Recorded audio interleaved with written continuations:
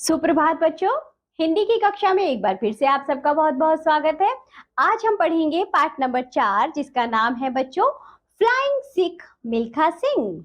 चलिए इसे पढ़ने से पहले कुछ बातें जानते हैं। 1935 में अविभाजित भारत में जन्मे मिल्खा सिंह की कहानी जीवंत और दृढ़ संकल्प की कहानी है। यह ऐसा शख्स था जो विभाजन के दंगों में बाल बाल बचा, जिसके परिवार के कई सदस्य उसकी आंखों के सामने कत्ल कर दिए गए और जीवन से हार न मानकर जिसने सेना की दौड़ में हिस्सा लिया और जो बाद में भारत का सबसे महान एथलीट बना। ऐसे मिल्खा को कौन नहीं जानता। वह एक धावक के रूप में विश्व प्रसिद्धि प्राप्त कर चुके हैं। उनके नाम कई रिकॉर्ड्स भी दर्ज हैं। आइए पढ़ते हैं मिल्खा सिंह के जीवन के कुछ दिलचस्प किस्सों के साथ उनकी जीवनी। बच्चों कुछ बातें जानिए इनसे पहले। अधिक बलवान तो वे ही होते हैं जिनके पास शारीरिक बल के साथ बुद्धि बल भी होता है। जिनमें केवल शारीरिक बल होता है उन्हें वास्तविक बलवान नहीं माना जाता। ये बात कही है वेद व्यास ने। लगन को कांटों की परवाह नहीं होती, ये बात कही है बच्चों प्रेमचंद जी ने। आइए अब हम पढ़ेंगे मिल्खा सिंह के बारे में। खेल जगत के चमकते सितारे मिल्खा सिंह ने भारत के सबसे प्रसिद्ध और सम्मानित धावक के रूप में बहुत प्रतिष्ठा प्राप्त की है। उन्होंने रोम के 1960 ग्रीष्म ओलंपिक और टोक्यो के 1964 ग्रीष्म ओलंपिक में देश का प्रतिनिधित्व किया था।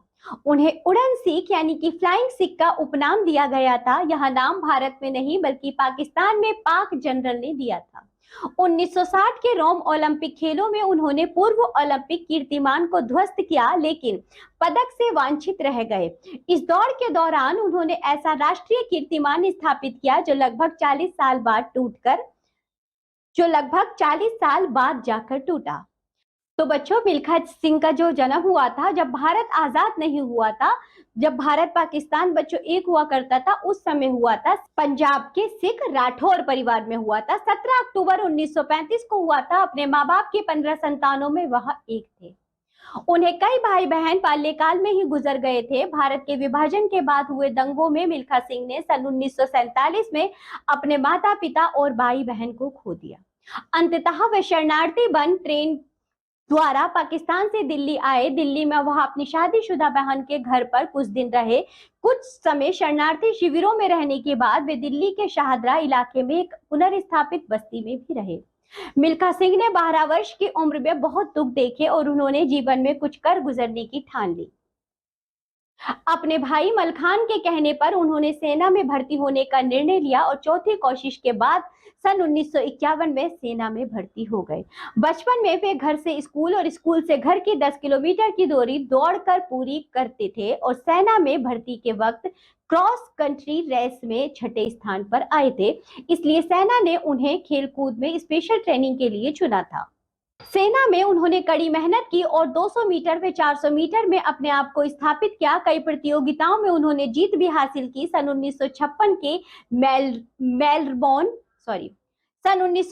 के मेलबोर्न ओलंपिक खेलों में 200 और 400 मीटर में उन्होंने भारत का प्रतिनिधित्व किया, पर अंतर्राष्ट्रीय स्तर पर अनुभव न होने के कारण सफल नहीं हो पाए। फिर भी उन्होंने हार नहीं मानी। उन्होंने ट्रेनिंग के नए तरीके सीखे और खूब मेहनत की। सन 1958 में कटक में आयोजित राष्ट्रीय खेलों में उन्होंने 200 मीटर और 400 मीटर प्रतियोगिता में राष्ट्रीय कीर्तिमान स्थापित किए। सन 1958 में ही उन्हें एक और सफलता मिली जब उन्होंने ब्रिटिश राष्ट्रमंडल खेलों में 400 मीटर प्रतियोगिता में स्वर्ण पदक हासिल किया।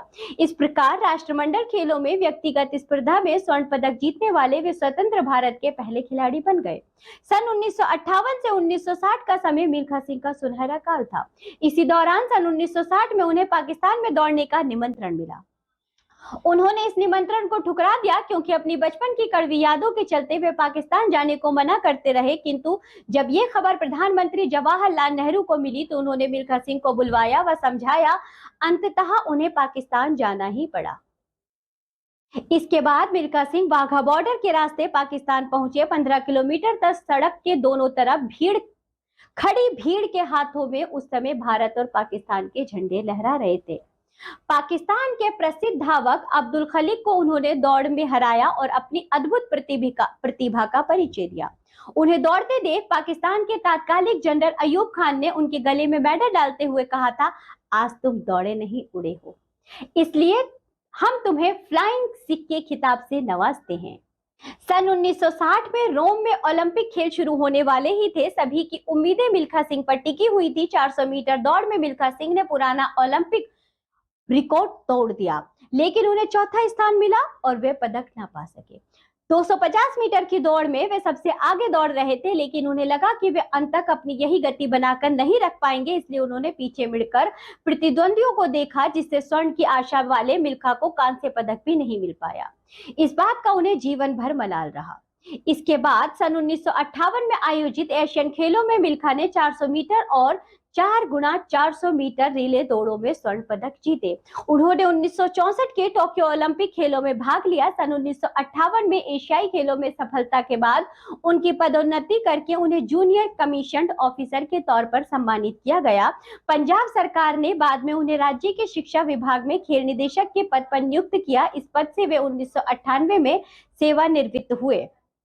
मिल्खा सिंह के निजी जीवन की बात की जाए तो वे वहां भी सफल रहे। सन 1955 में श्रीलंका में वे अपनी पत्नी निर्मल कौर से पहली बार मिले थे। निर्मल कौर से उनका विवाह सन 1962 में हुआ।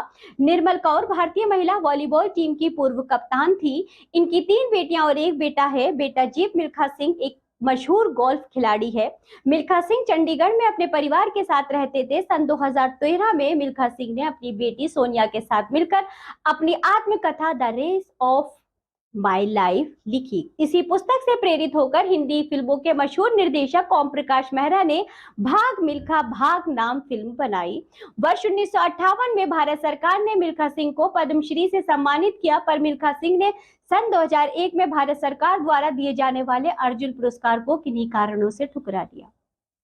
मिल्खा सिंह ने अपने जीवन में जीते सभी पदक राष्ट्र के नाम कर दिए। पहले इन पदकों को जवाहरलाल नेहरू स्टेडियम में रखा गया। वर्तमान में इन्हें पटियाला के खेल म्यूजियम में स्थानांतरित कर दिया गया। 18 जून सन 2021 को भारत के इस महान सपूत का निधन हुआ। तो बच्चों, ये जो मिल्खा सिंह की कहानी थी, इससे हमें यह सीख मिलती है कि दृढ़ संकल्प और मेहनत से किए गए कार्य मनुष्य को सदा महान बनाते हैं। हमने सीखा कर्मठता, धैर्य, परिश्रम, आत्मविश्वास, लगन, खेल भावना और देश प्रेम। तो चलिए बच्चों, इसी के साथ ये पाठ होता है यहाँ समाप्त। अब हम मिलेंगे आपसे अगली कक्षा में। तब तक के लिए बाय बच्चों।